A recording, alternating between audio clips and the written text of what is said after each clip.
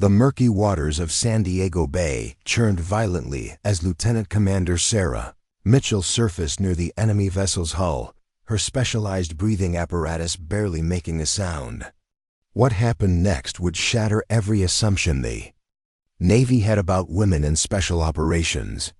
But to understand how a 28-year-old from small town Idaho became the architect of the most daring underwater assault in modern military history, we need to go back to where it all began, in the unforgiving training grounds of Naval Amphibious Base Coronado, where dreams die harder than anywhere else on Earth. Before we jump back in, tell us where you're tuning in from, and if this story touches you, make sure you're subscribed, because tomorrow I've saved something extra special for you. Pacific Ocean slammed into Sarah Mitchell's face with the force of a concrete wall as she struggled through her 10th consecutive hour of Hell Week. Her lungs burned with salt water and exhaustion. Her muscles screamed in protest, and every fiber of her being wanted to ring the brass bell that would end this torment forever. Around her, 6-foot-tall men who had seemed invincible just days earlier were collapsing like dominoes, their dreams of becoming Navy SEALs washing away with each punishing wave. Mitchell, the voice of Instructor Chief Petty Officer Marcus Rodriguez, cut through the chaos like a serrated blade. "You look like you're ready to quit. Are you ready to quit, Mitchell?" Sarah forced herself upright in the frigid surf, her 5 feet 6 inches frame dwarfed by the massive swells that had been battering the candidates for what felt like an eternity. Her brown hair, now plastered against her skull with a mixture of seawater and sand, framed a face that bore the determination of someone who had been underestimated her entire life. "No, Instructor Rodriguez," she shouted back, her voice barely audible over the roar of the ocean and the mechanical hum of the instructor's boats circling like sharks. Rodriguez moved closer, his weathered face set in the perpetual scowl that had broken stronger candidates than Sarah. He had been a SEAL for 15 years, had served in Afghanistan, Iraq, and Somalia, and had seen every type of warrior the military could produce. What he hadn't seen, and what he clearly didn't believe in, was a woman who could endure what it took to earn the trident.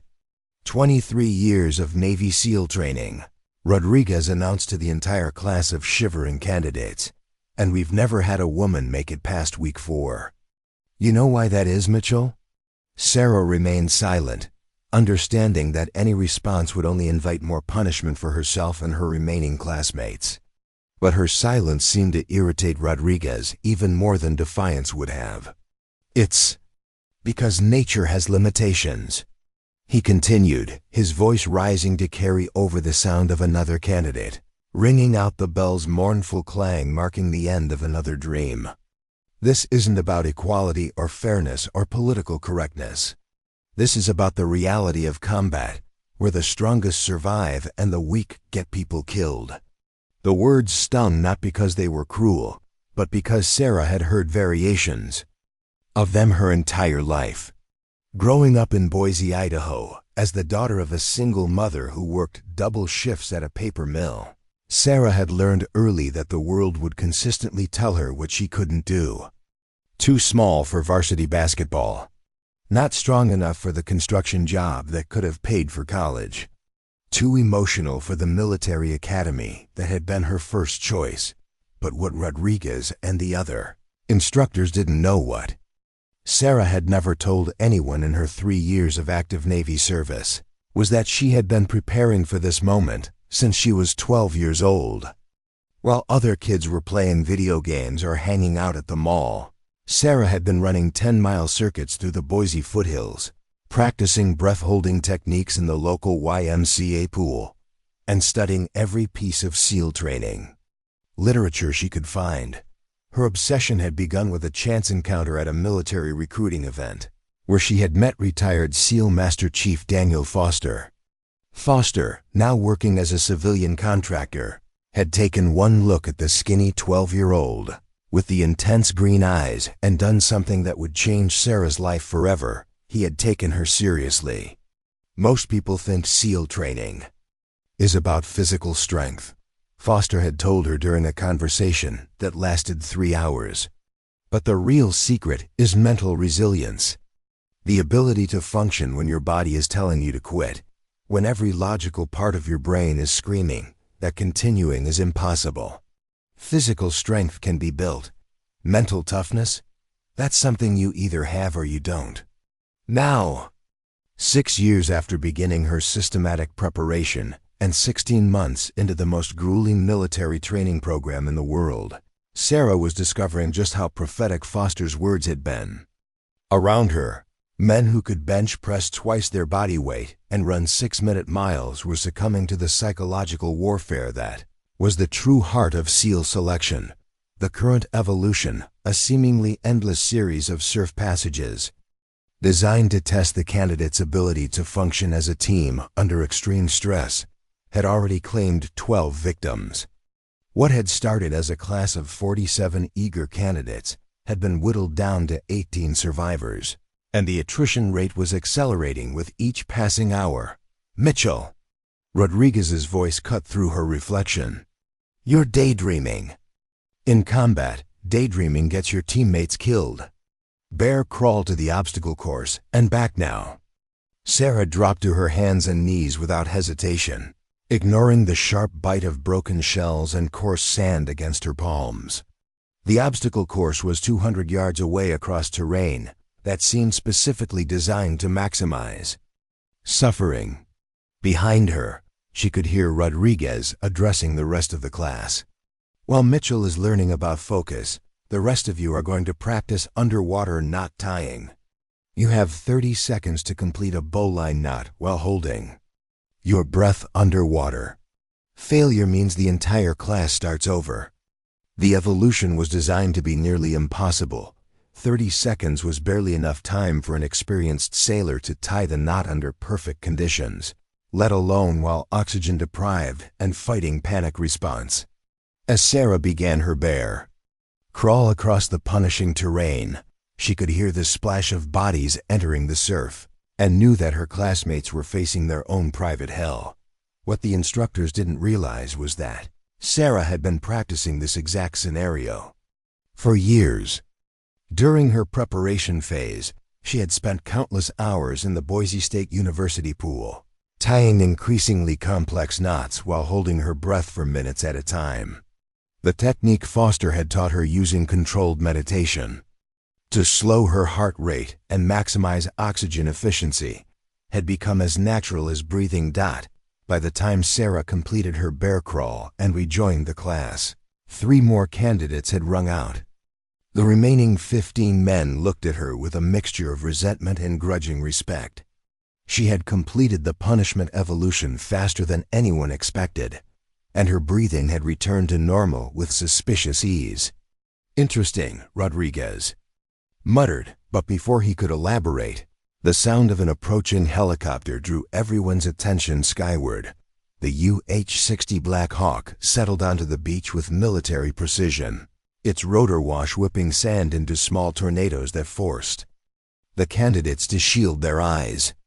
From the aircraft emerged a figure that made every instructor on the beach snap to attention: Captain James Harrison, commanding officer of Naval Special Warfare Group 1. Harrison was a legend in the SEAL community, a man whose service record read like a Hollywood script. 3 Bronze Stars, 2 Silver Stars, and a Navy Cross earned during operations that remained classified even 15 years after the fact. His presence at a Hell Week evolution was unprecedented and suggested that something significant was about to happen. "Attention!" Rodriguez barked, and the bedraggled candidates struggled to form something resembling a military formation. Harrison surveyed the group with eyes that had seen more combat than most people could imagine. When his gaze settled on Sarah, she felt as if he were looking directly into her soul, measuring something that couldn't be quantified by physical tests or psychological evaluations. "Candidates," Harrison's voice carried easily over the sound of wind and waves, "you are about to participate in an evolution that has never been attempted in SEAL training history. In 4 hours you will conduct a night insertion via submarine, infiltrate a mock enemy vessel, and neutralize multiple targets using only the equipment you can carry underwater.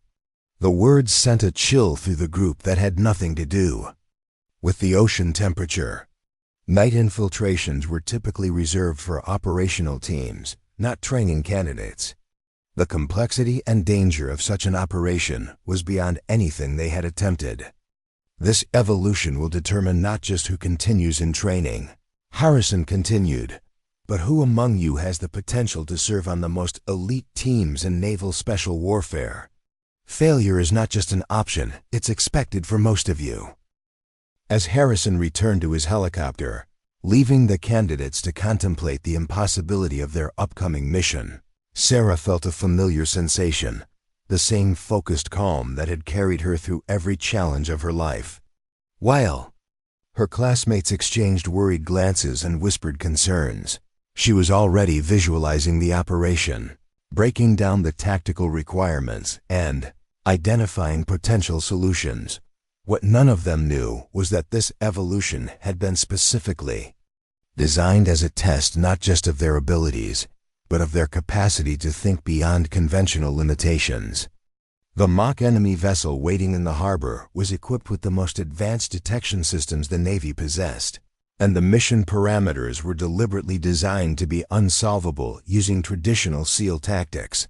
Hidden in her equipment bag, carefully concealed among the standard issue gear, was a piece of technology that Sarah had been developing during her off-duty hours of modified underwater breathing apparatus that could extend dive times while remaining virtually undetectable to sonar systems. She had been working on the design for 3 years, ever since her engineering background and her understanding of fluid dynamics had revealed a gap in current military capabilities. As the sun began its descent toward the horizon, painting the sky in shades of orange and red that seemed almost peaceful against the violence of their training, Sarah made a decision that would change not just her own future, but the future of naval special operations. Tonight, she would prove that the greatest limitations were not physical or institutional, but imaginational. Tonight, she would demonstrate that innovation could triumph over tradition, and that the most dangerous assumption in military operations was the belief that something had never been done because it couldn't be done. The mock enemy vessel sitting in San Diego Harbor was about to become the stage for a revolution that would redefine what it meant to be a Navy SEAL.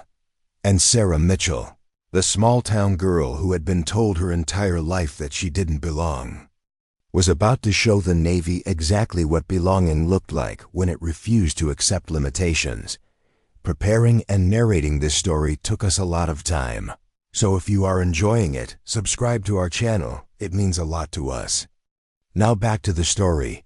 The submarine USS Hampton cut through the dark waters of San Diego Bay like a steel predator, its nuclear-powered hull carrying 15 exhausted SEAL candidates toward what would either be their greatest triumph or their final failure. Sarah Mitchell sat in the cramped forward compartment, methodically checking her equipment while the submarine's crew worked around them with the quiet efficiency of professionals who had done this thousands of times before. The past 4 hours had been a blur of technical briefings, equipment checks, and psychological evaluations designed to measure each candidate's readiness for an operation that pushed far beyond standard training protocols. What should have been a routine night exercise had evolved into something unprecedented: live-fire simulation using actual enemy detection systems that had been captured during recent overseas operations. "Listen up, candidates," announced Lieutenant Commander Rebecca Torres, the mission operations officer who had replaced the regular training cadre for this evolution. Torres was a legend in her own right, one of only 3 women to have successfully completed the SEAL qualification training pipeline in its previous iteration, before the program had been open to integrated training. Her presence sent a clear message that tonight's operation carried significance far beyond normal training metrics. The target vessel is a decommissioned destroyer that's been outfitted with active sonar arrays, thermal imaging systems, and motion detectors representing the most advanced maritime security technology currently deployed by hostile nations. Torres continued, her voice carrying easily through the submarine's confined space. Your mission is simple in concept. Infiltrate the vessel, neutralize 6 targets located throughout the ship, and extract without detection. She paused, allowing the weight of the challenge to settle over the candidates. What makes this evolution unique is that traditional SEAL insertion methods have been specifically designed to fail against these defensive systems. Success will require innovation, adaptability, and the ability to think beyond conventional tactical doctrine. Sarah absorbed every word while conducting her final equipment check. Her standard issue gear had been augmented with the prototype breathing apparatus she had developed during her off-duty hours, a device that combined advanced rebreather technology with noise-dampening chambers that could reduce acoustic signatures by nearly 80%. The modification had required 3 years of research, countless hours of testing in university pools, and the collaboration of engineering contacts she had cultivated during her pre-military academic career. What her instructors and fellow candidates didn't know was that Sarah's background wasn't limited to small-town Idaho determination. Her bachelor's degree in mechanical engineering from Boise State had been followed by 2 years of graduate study in fluid dynamics at Stanford University, an academic career that had been interrupted not by academic failure, but by the calling to serve that had ultimately led her to military service. The irony wasn't lost on her that the same innovative thinking that had once been dismissed by university professors as too theoretical for practical application might now be the key to succeeding where traditional military doctrine would fail. Candidate Johnson, Torres called to the team leader, a former Marine infantry officer whose physical capabilities had made him the obvious choice for command. Present your tactical plan. David Johnson stood awkwardly in the submarine's cramped quarters, his 6'3" frame folding uncomfortably as he referenced a waterproof notepad covered in hastily scrawled diagrams. Johnson had been the class's standout performer throughout most of training. His combination of leadership experience and physical dominance had made him a favorite among the instructors and a natural leader among the candidates. Ma'am, we'll conduct a standard underwater approach from the vessel's blind spot, using the acoustic shadow created by the harbor's industrial noise to mask our movement, Johnson began confidently. Teams of 3 will insert at different points along the hull, using shaped charges to create simultaneous breaches above the waterline. Torres nodded thoughtfully, but Sarah could see the flaw in the plan immediately. The acoustic signature of underwater swimmers would be easily detected by the target vessel's sonar array, regardless of ambient noise masking. More critically, the shaped charges Johnson proposed would trigger the thermal imaging systems that monitored the ship's hull for exactly such attacks. Candidate Mitchell, Torres said suddenly, her attention shifting with laser focus. Analysis of Johnson's plan? The question put Sarah in an impossible position. Criticizing Johnson's leadership in front of the group would violate the team cohesion that was fundamental to SEAL culture. But providing false validation for a plan she knew would fail went against every principle of honest professional assessment that her engineering background had instilled. The plan demonstrates solid understanding of traditional infiltration doctrine, Sarah said carefully, but may not account for the advanced detection capabilities we're facing tonight. Johnson's jaw tightened perceptibly. Throughout training, he had made no secret of his belief that integrated gender training was an experiment that compromised operational effectiveness. Sarah's critique, however diplomatically phrased, represented a direct challenge to his authority and competence. You think you can do better, Mitchell? Johnson's voice carried an edge that hadn't been present during their previous interactions. Maybe you'd like to enlighten us with your superior tactical knowledge? The submarine's compartment fell silent except for the rhythmic hum of machinery and the distant sound of water flowing past the hull.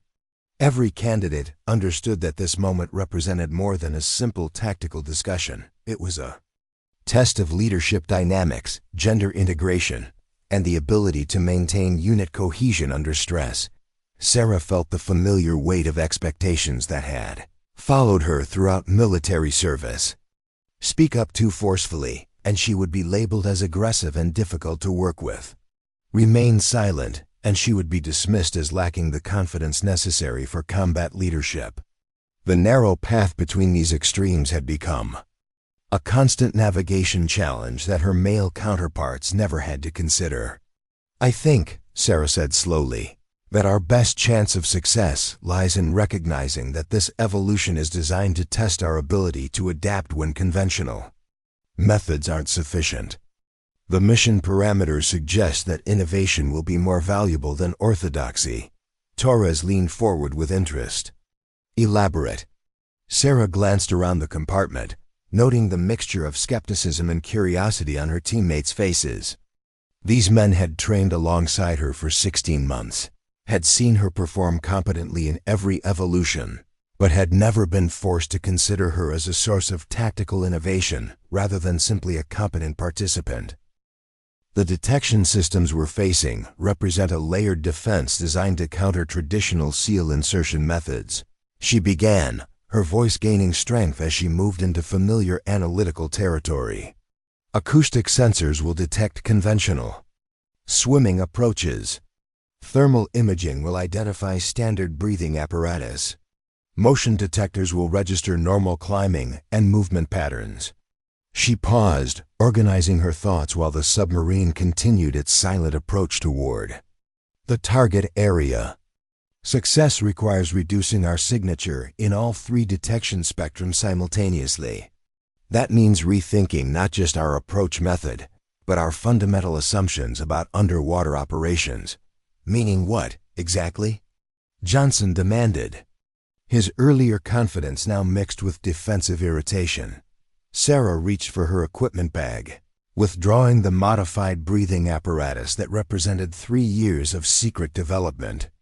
The device looked similar to standard rebreather equipment, but closer inspection revealed numerous modifications and additions that wouldn't be found in any military manual. Meaning we used technology and tactics that weren't designed by committee or tested in training environments, she said simply. This rebreather system can extend dive times to 40 minutes while producing zero acoustic signature and minimal thermal output.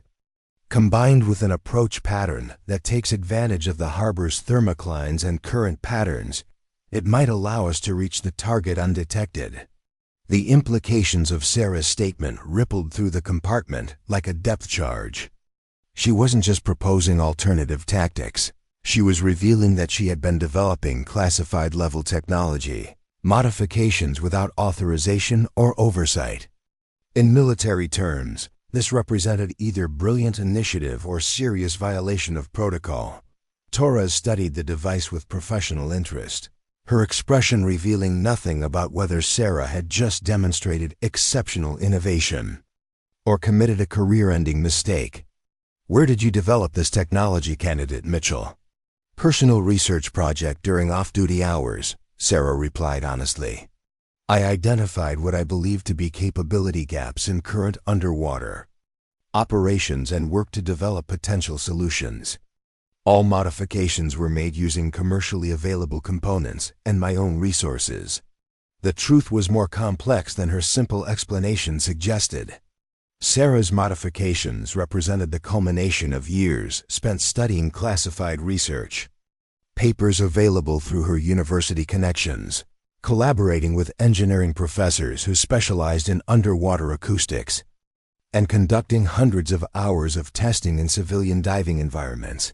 What she didn't mention was that her innovations had already attracted attention from naval research laboratories that had been struggling with similar technological challenges for years. Her work represented a potential breakthrough in special operations capabilities, but only if it could be successfully demonstrated under combat conditions. "Interesting," Torres said finally. "But developing unauthorized equipment modifications. violates multiple regulations regarding experimental technology in training environments. You understand that, don't you? Sarah felt her stomach drop as she realized that her attempt to demonstrate initiative might instead be interpreted as reckless disregard for safety protocols.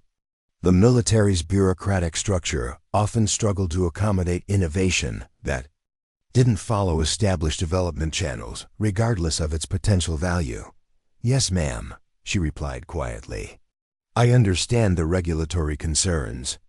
But I also understand that tonight's mission is designed to test our ability to succeed. When regulations and standard procedures aren't sufficient." The submarine's intercom crackled to life, interrupting the tense exchange. "Bridge to operations. We are approaching the insertion point. Candidates have 15 minutes to final equipment check and mission brief." Torres stood her decision. Process hidden behind the professional mask that all successful military officers learn to wear. "Candidate Johnson, you will lead the mission using standard protocols as planned. Candidate Mitchell, you will serve as reserve swimmer and will only deploy your modified equipment if the primary mission fails." The compromise satisfied no one. Johnson retained his leadership role, but with the implicit understanding that his plan was expected to fail. Sarah was allowed to potentially test her innovations, but only as a backup option that might never be utilized. The other candidates found themselves caught between competing approaches without clear guidance about which to support. As the candidates began their final preparations, Sarah realized that tonight's evolution had evolved far beyond a simple training exercise. It had become a test not just of individual capabilities, but of the military's ability to balance innovation with regulation, individual initiative with team cohesion, and the demands of modern warfare with the traditions of military culture. Dark waters of San Diego Bay waited above them, carrying threats and opportunities that would determine not just who continued in SEAL training, but who would shape the future of naval special operations. And Sarah Mitchell, carrying technology that might revolutionize underwater warfare, prepared to discover whether the Navy was ready for the changes that innovation demanded. The frigid waters of San Diego Bay enveloped Sarah Mitchell like a liquid tomb as she slipped from the submarine's escape trunk into the absolute darkness 40 feet below the surface. The shock of the 58-degree water cut through her wetsuit with surgical precision, but years of cold water training in Idaho's mountain lakes had conditioned her body to function despite the physiological stress that would incapacitate most people. Above her, barely visible in the green glow of her night vision equipment, the massive hull of the target destroyer USS Halsey stretched across the harbor like a sleeping giant. Every surface of the decommissioned warship bristled with detection equipment that represented a technological gauntlet no SEAL team had ever attempted to penetrate. The mission had begun exactly as Sarah had predicted. Johnson's team of 12 candidates had executed their traditional approach with textbook precision synchronized swimming patterns, coordinated breach points, and disciplined communication protocols that would have succeeded brilliantly against conventional defenses. Instead, they had been detected within minutes of leaving the submarine, their acoustic signatures lighting up the Halsey's sonar displays like Christmas trees. The exercise controllers, monitoring from a command vessel anchored nearby, had already declared the primary mission a failure. Johnson and his team were currently treading water near the submarine, their equipment deactivated and their confidence shattered by the swift and comprehensive nature of their defeat. Now Sarah found herself alone in the dark water, carrying equipment that represented either the future of naval special operations or the end of her military career. Lieutenant Commander Torres had made the decision with characteristic military efficiency. Candidate Mitchell, you have one opportunity to demonstrate whether your innovations represent genuine capability enhancement or dangerous improvisation. Mission parameters remain unchanged. 6 targets throughout the vessel. No detection. 1 hour to completion. The weight of expectation pressed down on Sarah more heavily than the 40 feet of seawater above her head. This wasn't just about proving her individual capabilities. It was about validating an approach to military innovation that challenged fundamental assumptions about how technological advancement should occur within the armed forces. Sarah activated her modified breathing apparatus, feeling the familiar embrace of the recycled air that had sustained her through hundreds of hours of clandestine testing. The device hummed almost silently, its sound-dampening chambers reducing acoustic emissions to levels that registered below the ambient noise of harbor traffic. More importantly, the thermal regulation system she had integrated would prevent the heat signature blooms that betrayed conventional rebreathers to infrared detection. But technology alone wouldn't be sufficient for what lay ahead. Success would require something that couldn't be engineered or manufactured: the ability to think in 3 dimensions while moving through an environment where the slightest mistake could prove fatal. The Halsey's hull rose above her like a steel cliff face, its surface broken by sensors that swept the surrounding water with invisible beams of acoustic energy. Sarah had spent weeks studying the technical specifications of these systems, understanding not just their capabilities, but their limitations.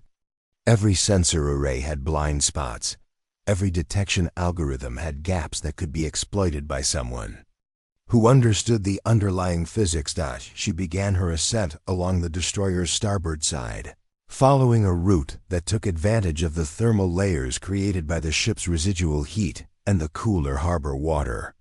Her movements were deliberate and controlled, each fin stroke calculated to minimize disturbance, while maintaining the momentum necessary to reach her first insertion point. The ship's hull was a maze of protrusion sensor housings, communication arrays, and defensive systems that created both obstacles and opportunities. Sarah had memorized the vessel's blueprints during her preparation, but seeing the reality of the installation revealed details that no schematic could convey. The sensor arrays were positioned to create overlapping fields of detection, but the overlaps also created interference patterns that could mask carefully timed movement. 20 feet below the waterline, Sarah encountered her first major challenge. A passive sonar array stretched across the hull like a mechanical spiderweb, its sensors designed to detect the minute pressure changes created by approaching swimmers. The system was state-of-the-art technology, recently captured from a foreign naval installation and repurposed for this training evolution. Standard SEAL doctrine would have required either finding an alternative route or accepting that detection was inevitable. But Sarah's engineering background had revealed a third option, one that exploited the fundamental physics of underwater sound propagation. She positioned herself directly beneath the sensor array and began a technique she had developed during her graduate research. By matching her breathing rhythm to the harbor's ambient pressure fluctuations and timing her movements to coincide with the wake patterns of distant commercial traffic, she could mask her acoustic signature within the background noise that the sensors were designed to ignore. The process required absolute precision. Too fast, and her movements would register as an anomaly. Too slow, and her oxygen consumption would exceed the capabilities of even her modified equipment. Sarah found herself entering a meditative state that combined the mental discipline of her SEAL training with the analytical precision of her engineering education. 15 minutes into her infiltration, she reached the first insertion point, a maintenance hatch located just above the waterline that provided access to the ship's lower decks. Intelligence briefings had identified this as the primary route for the 6 targets she needed to neutralize.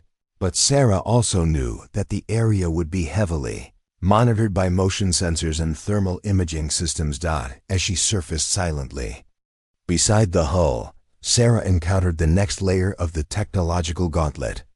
Thermal imaging cameras swept the waterline in overlapping patterns, their infrared sensors calibrated to detect the heat signature of human bodies against the cooler background of steel and seawater. The system was sophisticated enough to distinguish between genuine threats and false positives like marine life or floating debris. But Sarah's thermal regulation modifications had been designed for exactly this scenario. Her breathing apparatus included heat exchangers that cooled her exhalations to ambient water temperature, while insulation layers in her wetsuit distributed her body heat to match the thermal patterns of the surrounding environment. The effect wasn't perfect, but it reduced her thermal signature to levels that might register as background variance rather than human presence. The maintenance hatch itself presented the final obstacle before she could enter the vessel. Electronic locks, motion sensors, and pressure plates were designed to detect any attempt at unauthorized entry. But Sarah's reconnaissance had revealed something that the exercise designers hadn't anticipated. The hatch's original construction included a manual override system dating from the ship's active service period. Military vessels were designed with redundant systems that could function even when primary electronics failed.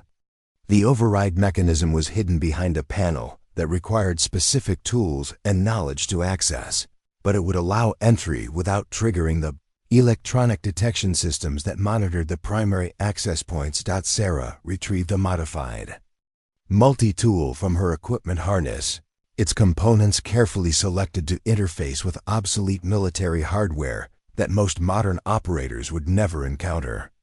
Her hands worked with practiced efficiency, despite the cold and the stress of knowing that a single mistake would trigger alarms that would end the mission instantly. The override mechanism responded to her ministrations with a barely audible click, and the hatch swung open to reveal the darkened interior of the destroyer's lower decks.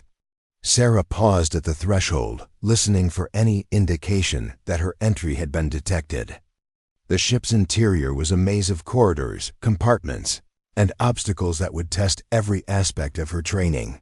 But as she slipped through the hatch and into the vessel's shadowy interior, Sarah felt a surge of confidence that had nothing to do with her equipment or preparation. This was the moment she had been training for her entire life, not just the 16 months of SEAL selection, but the years of preparation that had begun with a conversation with Master Chief Foster in a Boise High School gymnasium. The 6 targets waiting somewhere in the ship's interior represented more than training objectives. They represented proof that innovation could triumph over convention, that individual initiative could succeed where institutional doctrine failed, and that the future of naval special operations belonged to those willing to think beyond the limitations of the past. As Sarah began her movement through the destroyer's corridors, she carried with her not just the hopes of completing an impossible mission, but the responsibility of proving that the military's most elite units were ready to embrace the changes that modern warfare demanded. The ship around her was silent, except for the distant hum of machinery and the subtle sounds of harbor water against the hull.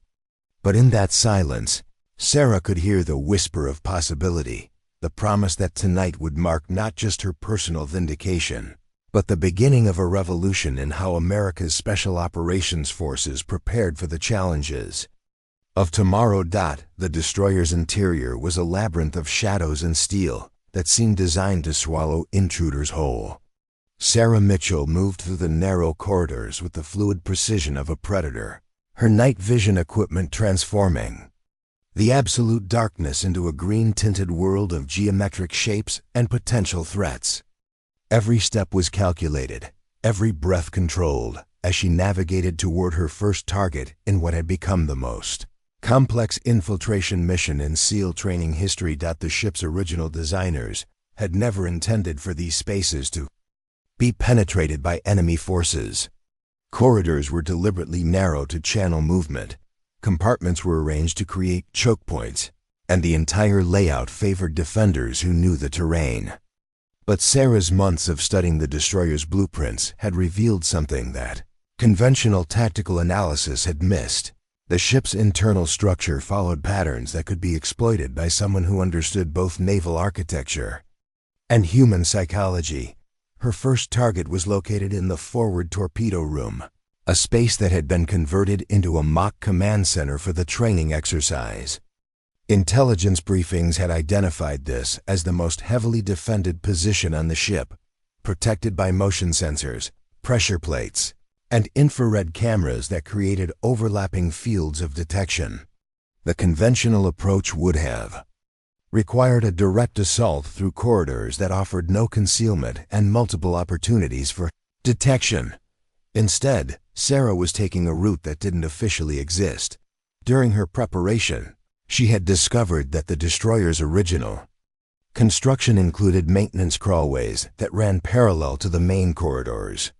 These spaces, barely large enough for a single person, had been designed to provide access to electrical systems and plumbing without disrupting normal ship operations. The crawlways weren't marked on the standard blueprints provided to the candidates, but they were detailed in the original construction documents that Sarah had obtained through her Stanford engineering contacts.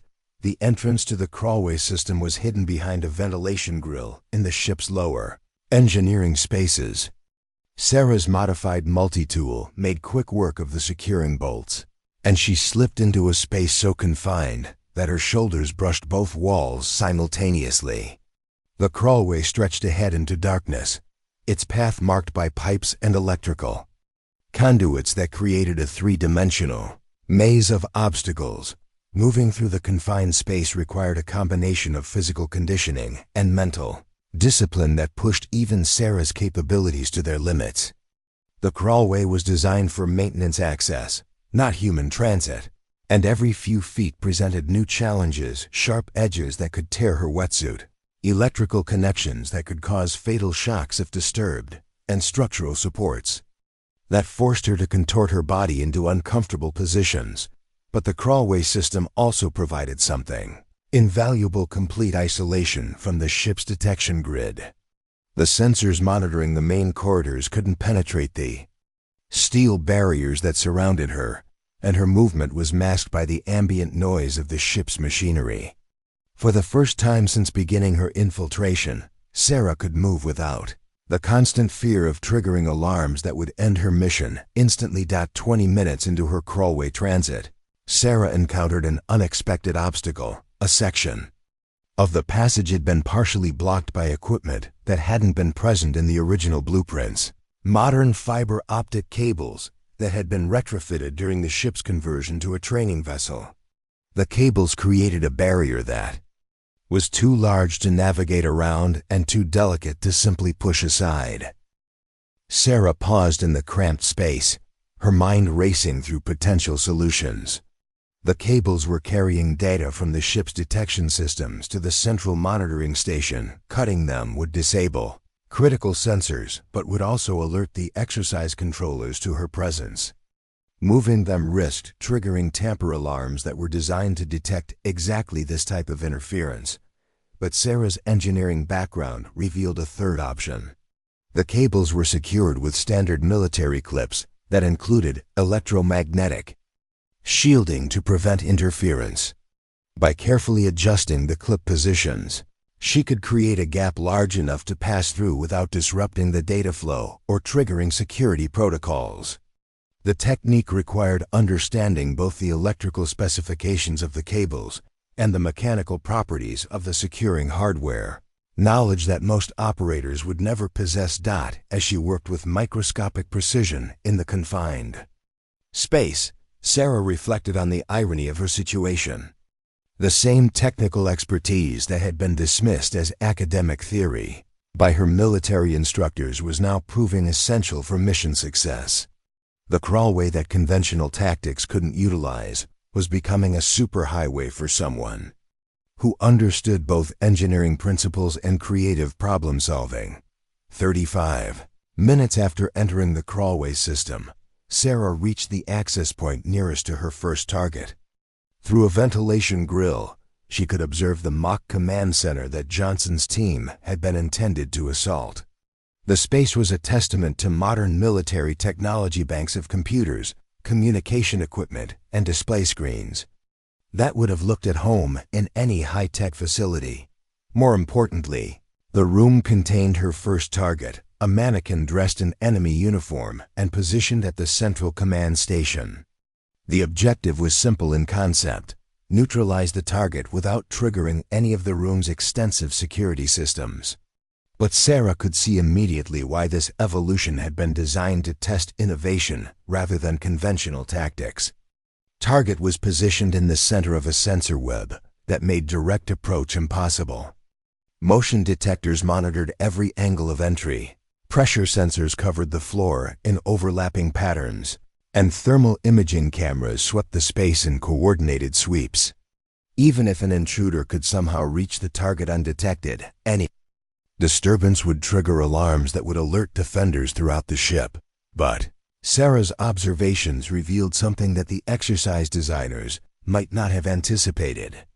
The command center's security systems were focused on preventing unauthorized access and detecting intruders, but they weren't designed to monitor the mechanical systems that kept the room operational. Air conditioning ducts, electrical conduits, and plumbing lines all penetrated the space from multiple directions, creating potential vectors that conventional security analysis might overlook.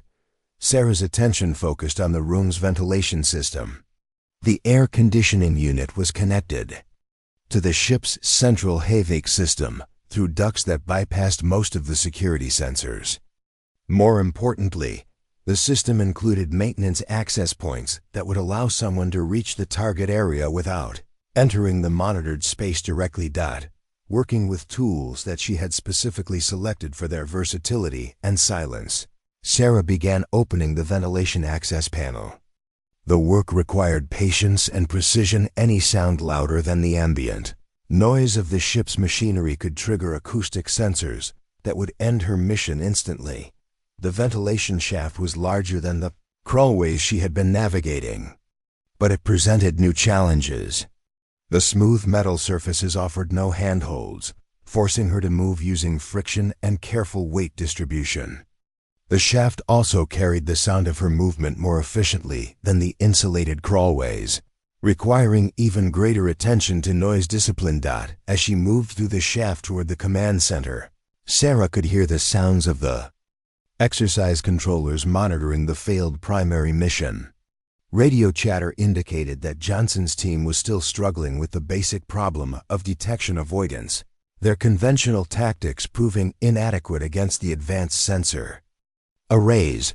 Primary team continues to trigger proximity alarms at 50-meter intervals, came one report. Current assessment suggests that standard infiltration protocols are insufficient for the threat environment. The comment crystallized something that Sarah had been thinking throughout her infiltration. This exercise wasn't just testing individual capabilities, it was testing the fundamental assumptions that guided SEAL training and operations.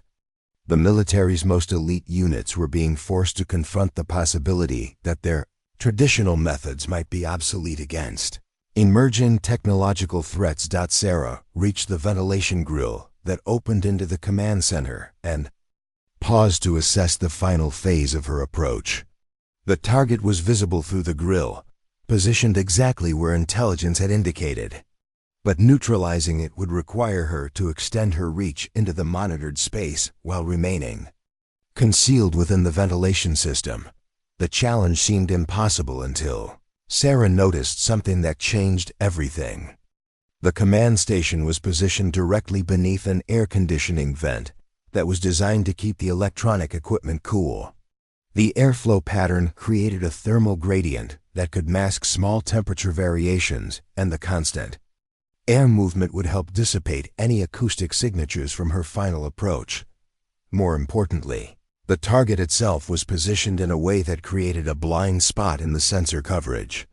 The exercise designers had focused on protecting against direct assault routes, but had overlooked the possibility that someone might approach from directly above using building systems that weren't considered tactical routes.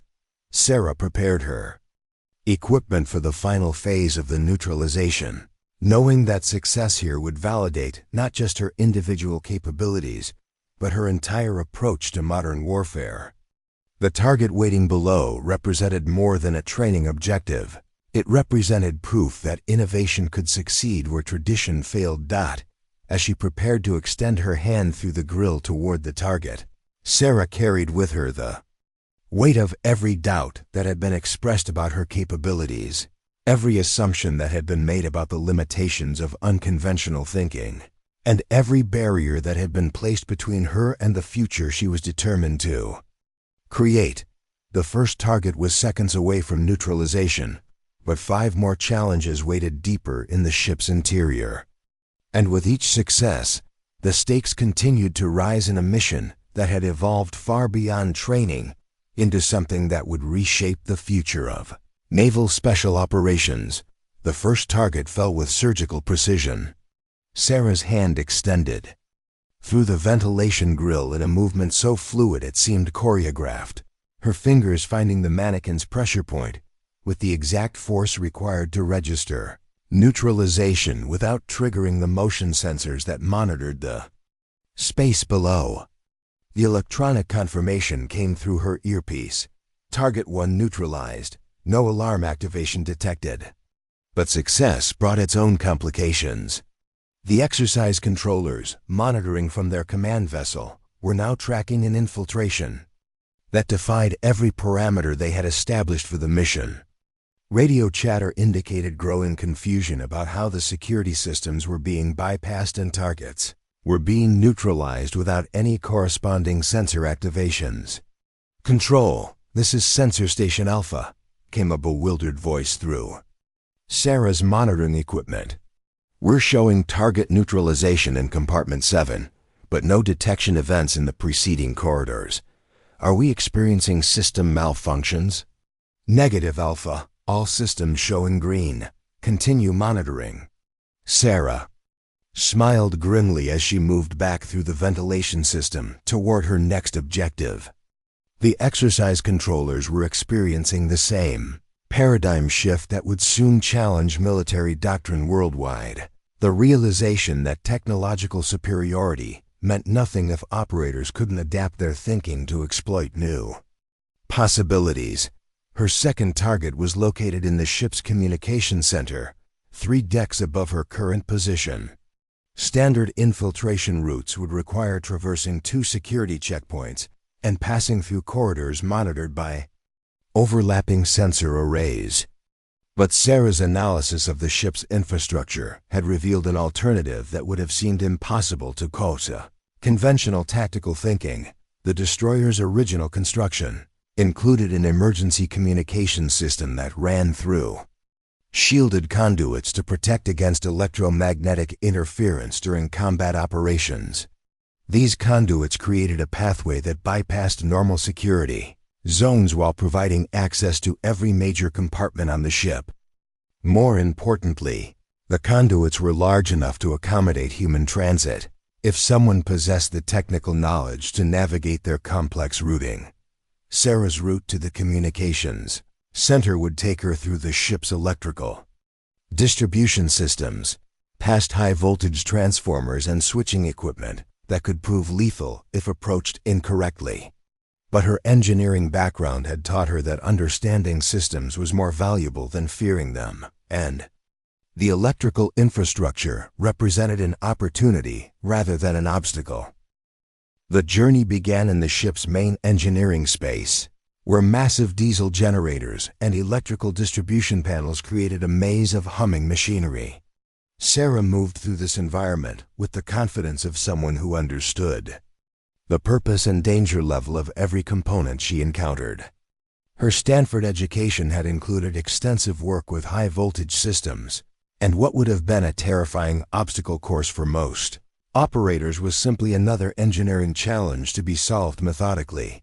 The electrical conduits were marked with warning signs in multiple languages, their bright yellow coating indicating voltages that could cause instant death if contacted improperly.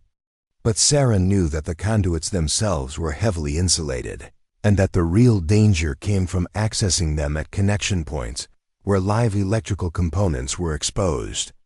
By entering the system through maintenance panels located in low-voltage areas, she could traverse the entire network while remaining isolated from dangerous electrical fields. As she moved through the electrical infrastructure, Sarah encountered her first significant opposition. Motion sensors within the conduit system had detected movement and were attempting to locate the source of the disturbance. Unlike the passive sensors that monitored the ship's corridors, these devices were designed to detect maintenance activities within the electrical system and could pinpoint her location with sufficient accuracy to guide response teams directly to her position. But Sarah's analysis of the sensor specifications had revealed a critical vulnerability. The motion detectors were calibrated to identify human-sized objects moving at normal walking speeds through the conduit system. By altering her movement pattern to match the vibration signatures of mechanical equipment moving in short, rhythmic pulses that mimic the operation of electrical switching gear, she could mask her presence as normal system operation rather than unauthorized intrusion. The technique required extraordinary physical control and timing precision.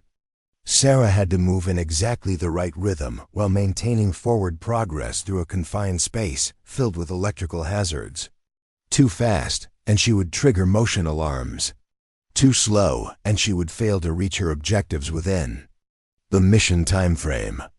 The mental discipline required to maintain this precise control while navigating through darkness reminded her of the meditation techniques Master Chief Foster had taught her years earlier in Boise. 40-7 minutes into her infiltration, Sarah reached the access point for the communications center.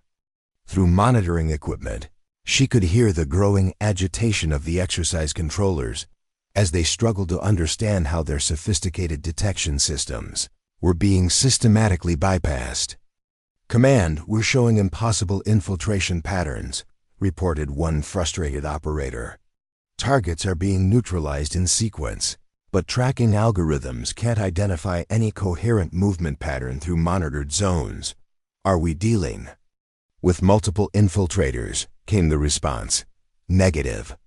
All indicators suggest a single operator using methods that don't correspond to any known tactical doctrine." The communications center presented Sarah's most complex challenge yet. Unlike the previous target, which had been positioned in a location with exploitable blind spots, the communications equipment was surrounded by sensors specifically designed to detect the exact type of technical manipulation that might be used to compromise electronic systems. But Sarah's reconnaissance had identified something that the exercise designers hadn't anticipated. The communications center was connected to the ship's main computer network through fiber optic cables that were routed through the same conduit system she had been navigating. More importantly, the network architecture included backup communication pathways that could be accessed from maintenance terminals located outside the main sensor perimeter. By connecting her portable computer equipment to the backup network, Sarah could potentially neutralize the target through electronic means rather than physical approach. The technique would require penetrating the training exercise's computer security protocols, but her Stanford computer science coursework had included extensive work with network architecture and cybersecurity systems. The backup terminal was located in a maintenance closet that hadn't been included in the primary security grid. Sarah accessed the space through a ventilation duct, emerging into a cramped room filled with computer equipment and communication gear that hummed with electronic activity. The terminal itself was protected by military-grade encryption and multiple authentication protocols. But Sarah recognized the system architecture from her academic research. Military communication networks were designed with redundant pathways and backup systems that prioritized functionality over security in emergency situations.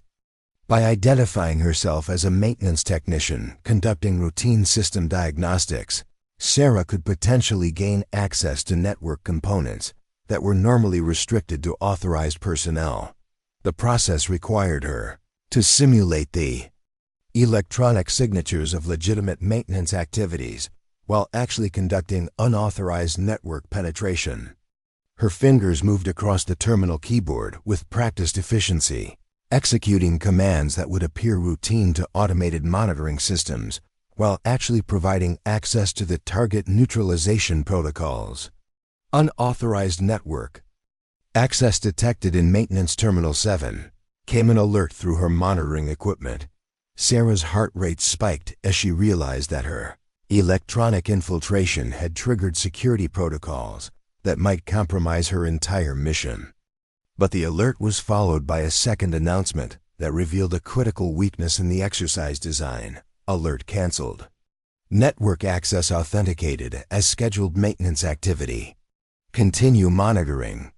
The exercise controllers had made the same mistake that plagued many high-security installations. They had created authentication systems that prioritized convenience over security.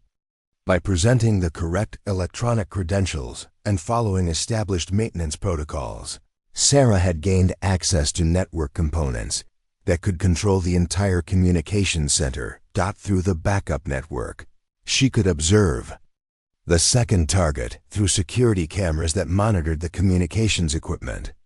The mannequin was positioned at the main communications console, surrounded by sensors that made direct approach impossible. But the console itself was connected to the network that Sarah had just penetrated, creating the possibility of electronic neutralization rather than physical contact. Military communication systems included emergency shutdown protocols that could be activated remotely in the event of security breaches or equipment malfunctions. By triggering these protocols at precisely the right moment, Sarah could create a distraction that would allow her to neutralize the target while the security systems were temporarily offline. The technique represented a fundamental shift in special operations thinking, using the target's own technological sophistication against itself rather than attempting to overcome it through superior equipment or tactics. As Sarah prepared to execute the electronic attack, she realized that she was demonstrating capabilities that didn't yet exist in official military doctrine but would inevitably become essential for future operations. Target 2 neutralized. No alarm activation detected. The confirmation came through her earpiece as Sarah's electronic manipulation triggered the target's neutralization sensors while simultaneously creating enough system confusion to mask her presence. 4 targets remained, but each success was building momentum that would carry her toward a conclusion that no one, including Sarah herself, could have anticipated when the mission began. As she prepared to move toward her third objective, Sarah carried with her the growing realization that tonight's exercise was becoming something far more significant than a training evolution. She was proving that the future of special operations belonged to those who could think beyond the limitations of traditional doctrine, and that innovation would always triumph over orthodoxy when the stakes were high enough. The destroyer's engine room represented a descent into mechanical hell. Sarah Mitchell moved through the maze of diesel generators, steam turbines, and cooling systems that had once powered one of the Navy's most formidable warships. The space was a cathedral of industrial engineering, its massive machinery silent, now but still radiating the potential energy that had once propelled 30,000 tons of steel through hostile waters at over 30 knots. Her third target was positioned in the engine room's control center, a fortified compartment that had been designed to remain operational even during direct enemy attack. The space was protected by every type of detection system. The military possessed seismic sensors that could detect footsteps through steel decking, atmospheric analyzers that monitored for human respiration, and electromagnetic field detectors that could identify the electronic signatures of modern equipment. But Sarah's analysis had revealed something that conventional tactical thinking had overlooked. The engine room's massive machinery created electromagnetic interference patterns that could mask smaller electronic signatures if someone understood how to exploit the interaction between different types of energy fields. Her modified equipment included frequency generators that could synchronize with the residual electromagnetic activity from the ship's power systems, creating a form of electronic camouflage that would render her nearly invisible to the very sensors designed to detect her presence. The technique required precise timing and positioning. Sarah had to move through the engine room in patterns that kept her within the electromagnetic shadow zones created by the massive generators and transformers. Too far from the machinery, and her electronic signature would become visible to the detection grid. Too close, and the residual magnetic fields could interfere with her own equipment, or, worse, trigger electromagnetic pulse effects that could damage the sensitive electronics she depended on for mission success. As she navigated through the industrial labyrinth, Sarah encountered evidence that this exercise had attracted attention far beyond the normal scope of SEAL training. Hidden throughout the engine room were monitoring devices that didn't match the standard equipment used for training evolutions. These additional sensors bore markings that suggested they belonged to the Navy's Special Projects Office, a classified research division that developed technologies for operations that officially didn't exist. Realization that her mission was being monitored by elements beyond the normal training command added new dimensions to an already complex situation. This wasn't just about proving her individual capabilities or validating unconventional tactics. Someone in the highest levels of naval special operations was using her infiltration as a real-world test of technologies and techniques that could reshape the future of military operations. Sarah's route to the engine room control center took her past machinery that represented decades of naval engineering evolution. Steam turbines from the 1980s sat alongside modern computer-controlled systems that had been retrofitted during the ship's various upgrade cycles. The juxtaposition created opportunities for someone who understood both older mechanical systems and modern digital technology. The control center itself was accessed through a blast-resistant door that had been designed to withstand direct explosive attack. Electronic locks, biometric scanners, and pressure sensors protected an entrance that conventional assault teams would have found impossible to breach without detection. But Sarah's examination of the ship's blueprints had revealed that the control center's fortified design included a critical vulnerability. The same redundant systems that made it survivable also made it accessible to someone who understood the engineering principles behind its construction.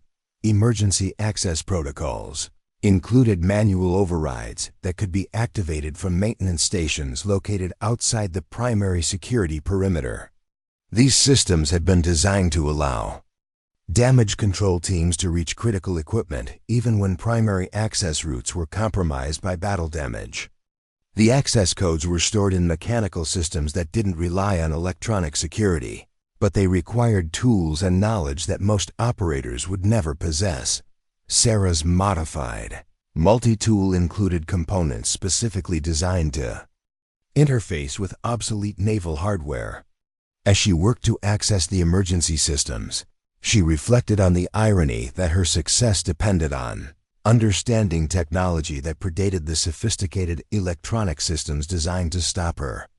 The Navy's emphasis on redundancy and survivability had created opportunities that existed outside the digital security frameworks that dominated modern military thinking. The manual override system responded to her manipulation with mechanical precision that was almost artistic in its simplicity. Gears and levers that had been manufactured to tolerances measured in thousandths of inches moved with the smooth efficiency that only military-grade engineering could achieve. Within minutes, Sarah had gained access to the control center without triggering any of the electronic security systems that monitored the primary entrance. But entering the control center revealed that her mission had evolved beyond the parameters anyone had anticipated. The third target was positioned exactly where intelligence had indicated, but the space also contained equipment that hadn't been mentioned in any briefing materials. Banks of computer servers and communication gear filled the compartment, their purpose unclear, but their sophistication suggesting applications far beyond training exercises. More significantly, the equipment was actively monitoring her infiltration. Display screens showed tracking data that mapped her movement through the ship with precision that exceeded anything the standard exercise controllers possessed. Someone was using her mission to test capabilities that extended far beyond the scope of normal SEAL training. Sarah approached the third target while simultaneously accessing the computer systems that were monitoring her progress. Her networking skills, honed during her Stanford computer science coursework, allowed her to penetrate security protocols that had been designed to prevent exactly this type of unauthorized access.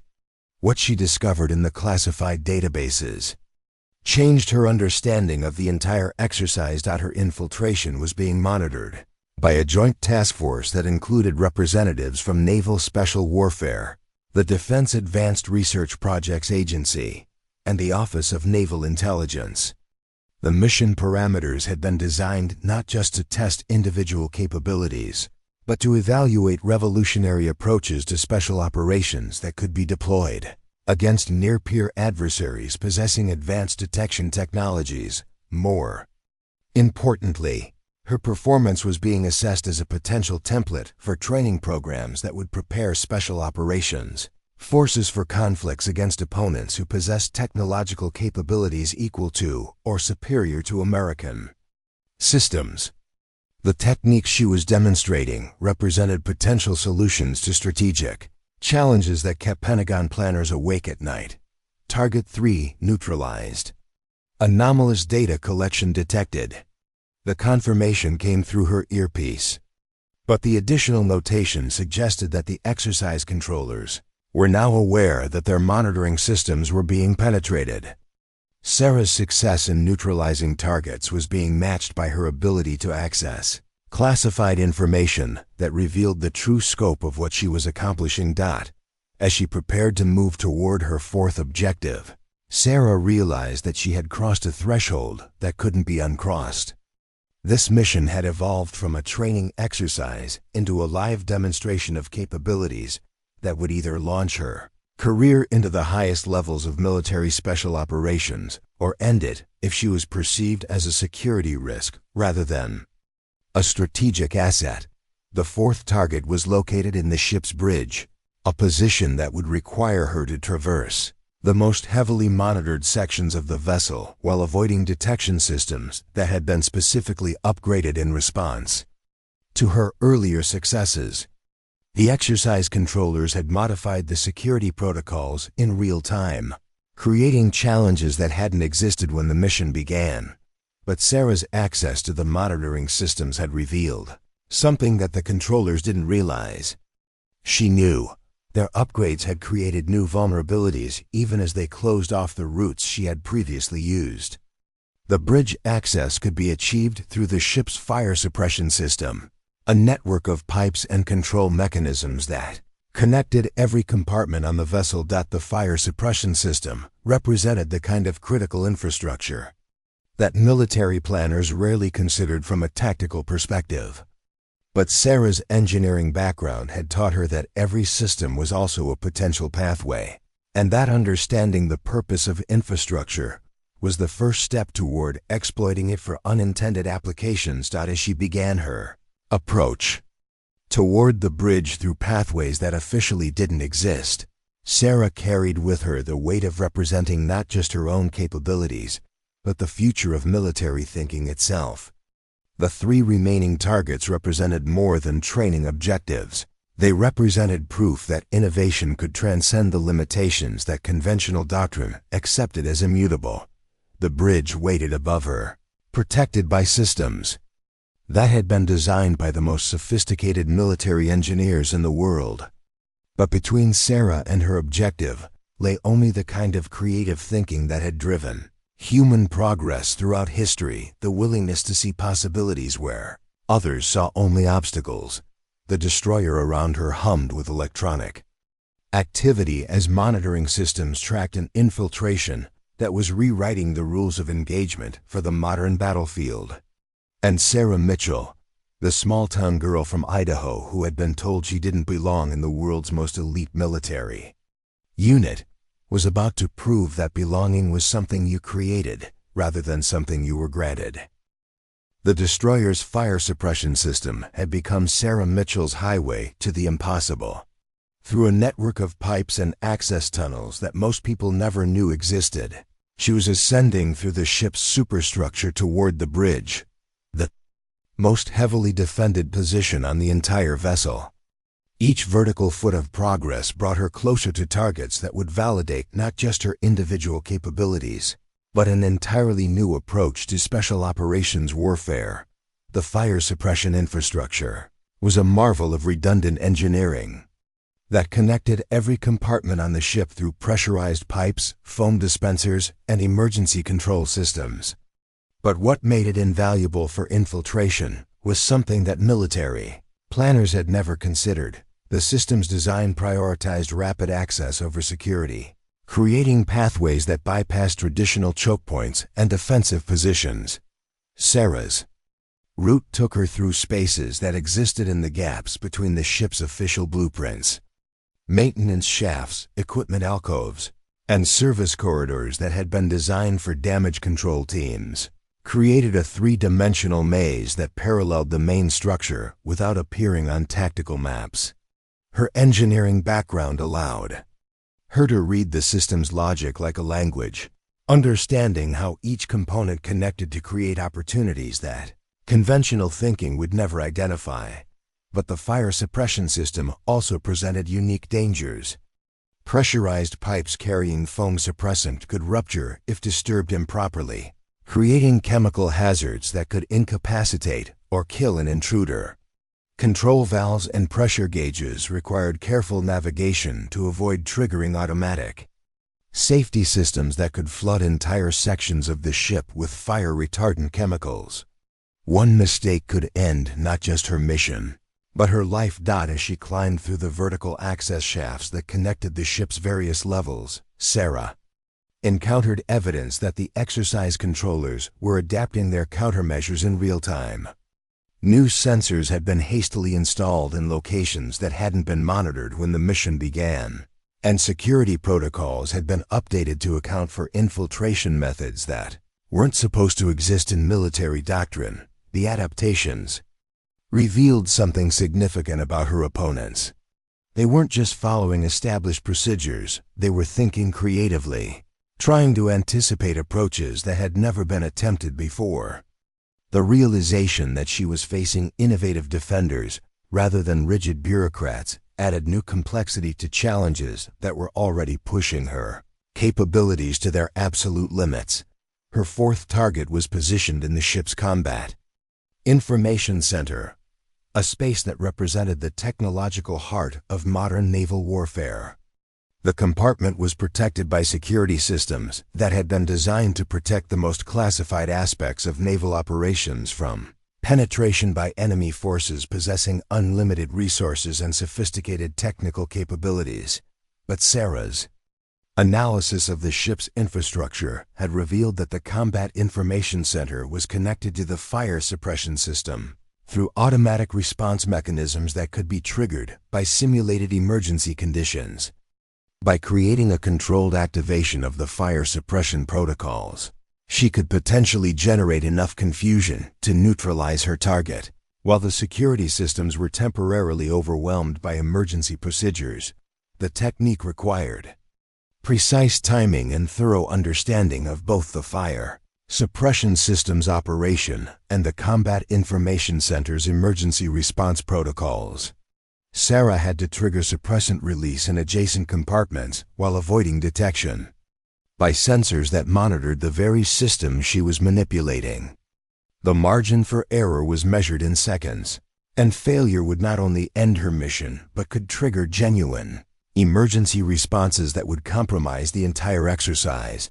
Working from a maintenance station hidden deep within the fire suppression infrastructure, Sarah accessed control systems that allowed her to monitor and manipulate suppressant flow throughout the ship. The interface was a mixture of mechanical gauges and digital displays that represented decades of technological evolution, requiring her to understand both obsolete mechanical systems and modern computer controls. As she prepared to execute the fire suppression diversion, Sarah's monitoring equipment revealed something that changed the entire dynamic of her mission. The Combat Information Center wasn't just a training facility, it was actively connected to fleet command systems that were monitoring real-world naval operations in multiple theaters around the globe.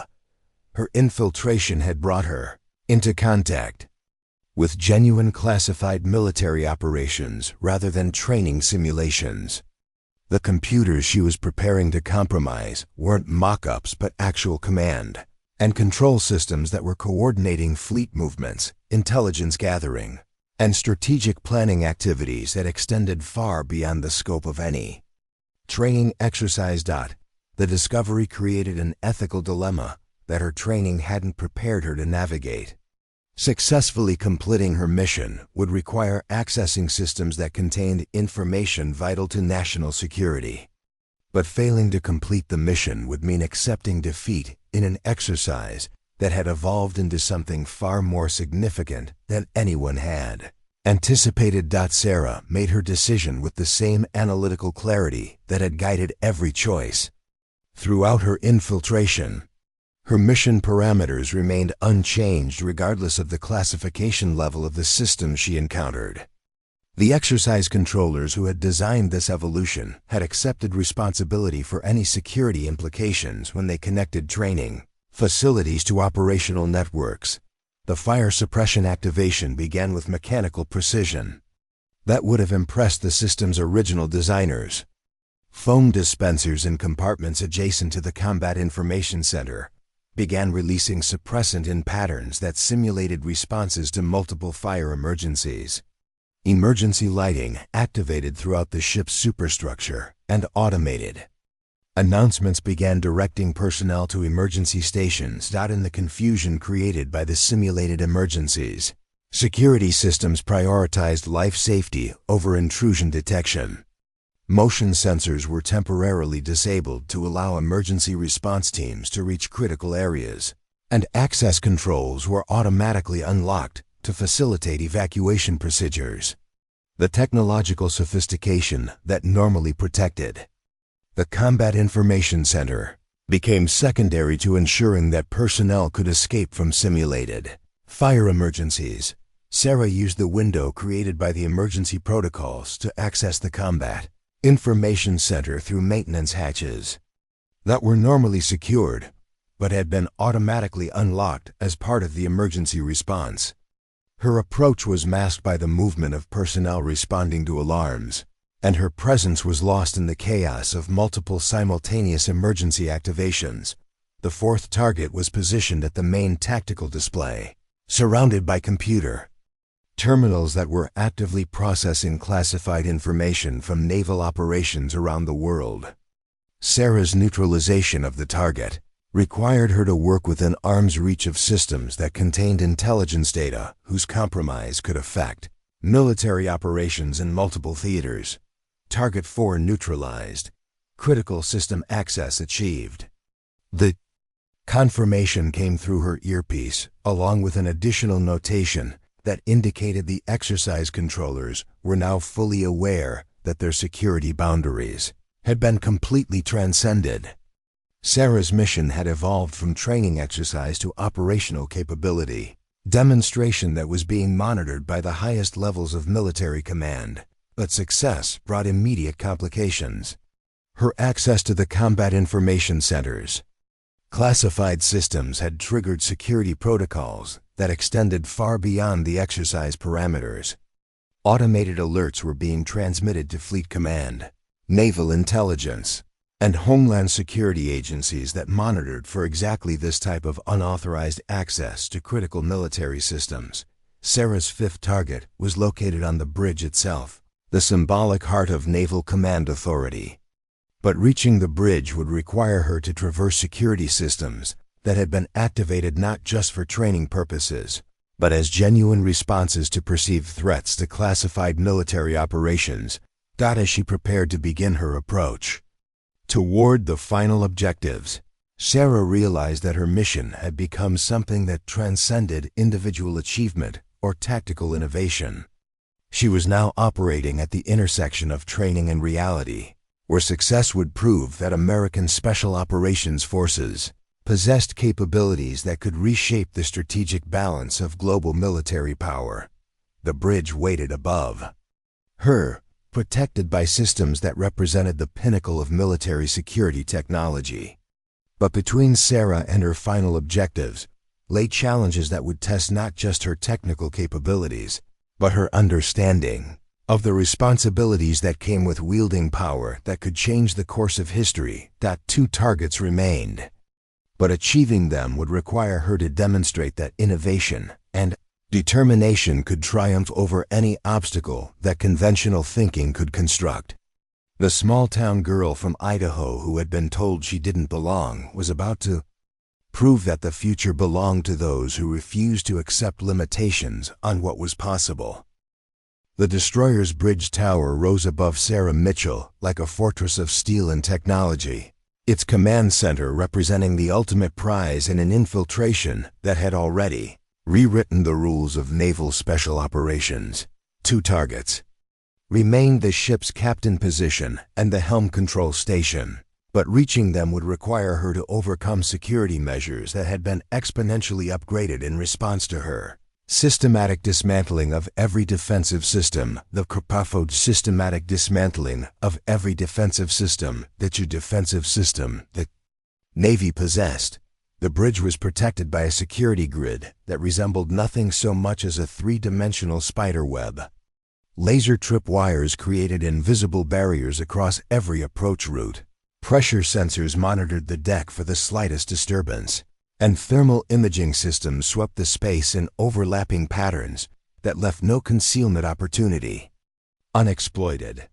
Motion detectors calibrated to identify objects as small as insects ensured that even the most minimal movement would trigger alarms that would bring the full weight of military response down upon any intruder.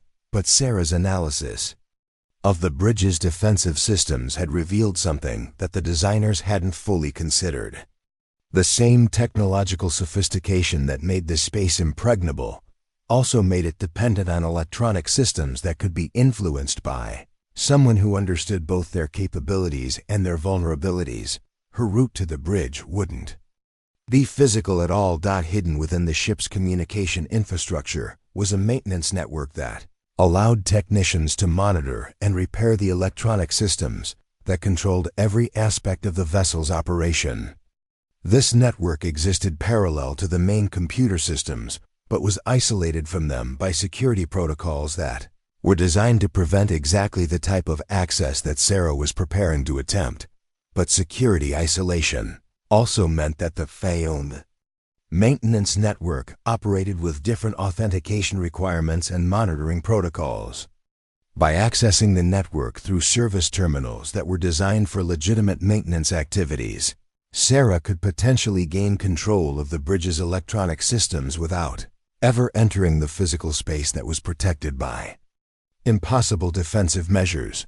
The technique represented the ultimate fusion of her engineering background with her special operations training. Instead of overcoming the bridge's defenses, she would take control of them, turning the ship's own security systems into tools that would allow her to achieve objectives that conventional assault could never accomplish. Sarah's access point was a maintenance terminal hidden in the ship's electronic warfare compartment, 3 decks below the bridge, but connected through fiber optic cables that carried command and control signals throughout the vessel. The terminal was protected by authentication protocols that would have stopped any unauthorized user, but Sarah's Stanford computer science background had taught her that every security system was only as strong as the assumptions built into its design. Military authentication systems were designed to prevent external intrusion, but they assumed that anyone with physical access to maintenance terminals had already been cleared through multiple security checkpoints. By presenting herself as a legitimate technician conducting routine system diagnostics, Sarah could potentially bypass authentication requirements that were designed to stop network intrusions rather than authorized maintenance activities. The process required her to simulate not just the electronic signatures of legitimate maintenance work, but also the timing patterns and system interactions that would convince automated monitoring systems that her activities were routine rather than hostile. Her fingers moved across the terminal keyboard with practiced precision, executing commands that appeared innocent to security algorithms while actually providing administrative access to the bridge's control systems. Unauthorized network activity. Detected in electronic warfare compartment. The alert echoed through her monitoring equipment as automated security systems identified patterns that didn't match routine maintenance activities. But Sarah had anticipated this response and was already implementing countermeasures that would make her activities appear legitimate to human operators who might investigate the automated alerts. Military maintenance protocols included diagnostic routines that could be executed remotely to test system functionality without affecting operational capabilities. By embedding her actual commands within these routine diagnostic activities, Sarah could mask her intrusion as normal maintenance work while actually gaining control of systems that governed bridge operations through the maintenance network. She could observe the bridge through security cameras that monitored the command center. The fifth target was positioned at the captain's chair, while the sixth and final target was located at the helm control station. Both positions were surrounded by security measures that made direct approach impossible, but they were also controlled by electronic systems that Sarah now had administrative access to. The bridge itself was a marvel of naval engineering that represented decades of technological evolution. Command displays showed tactical information from around the globe. Communication systems maintained contact with fleet elements deployed in multiple theaters, and navigation equipment provided real-time positioning data that was accurate to within inches. The space represented the pinnacle of military command capability, and controlling it would demonstrate mastery of technologies that were at the forefront of modern warfare. But Sarah's infiltration had attracted attention that extended far beyond the exercise controllers.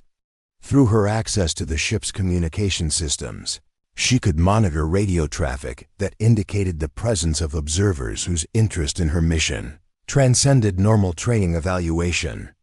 Sierra Team, this is Command Authority, came a transmission that carried the authentication codes of the Joint Chiefs of Staff. Maintain observation protocols. This demonstration has implications for strategic planning at the highest levels. The realization that her mission was being monitored by the nation's senior military leadership added weight to achievements that were already historically unprecedented. Sarah wasn't just proving her individual capabilities. She was demonstrating technologies and techniques that could reshape America's approach to special operations warfare against near-peer adversaries through the bridge's electronic systems. She executed the neutralization of the fifth target with surgical precision. The captain's position was equipped with pressure sensors and motion detectors that would have detected any physical approach, but electronic control of the chair's positioning systems allowed her to trigger neutralization protocols without entering the monitored space. Target 5 neutralized. Strategic capabilities confirmed. The confirmation carried additional notations that indicated the exercise had transcended all normal parameters. Sarah's systematic defeat of the Navy's most sophisticated defensive systems had validated approaches to special operations that existed nowhere in official doctrine but would inevitably become essential for future conflicts. The sixth and final target presented the ultimate challenge. The helm control station was not just protected by security systems, but was actively manned by exercise controllers who were monitoring for exactly the type of electronic manipulation that Sarah had been employing. Physical presence at the station was required to achieve neutralization, but the route to the helm was protected by defenses that had been continuously upgraded throughout her infiltration. Sarah's solution required her to combine every technique she had developed during her mission into a coordinated assault that would overwhelm the bridge's defenses through sheer complexity rather than superior force. She would simultaneously access the ship's fire suppression systems, manipulate the electronic warfare equipment, and exploit the communication networks to create multiple diversions that would mask her final approach. The attack began with coordinated activations of emergency systems throughout the ship. Fire suppressant releases, security alarms, and communication failures created a cascade of apparent Emergencies that demanded immediate response from the exercise controllers. Emergency lighting bathed the bridge in red illumination, well automated. Announcements directed personnel to emergency stations that didn't exist. In the confusion created by simultaneous system failures, Sarah emerged from a maintenance hatch that provided access to the bridge's communication equipment. Her approach was masked by the movement of personnel responding to multiple emergencies, and her presence was lost in the chaos of systems that appeared to be failing throughout the ship.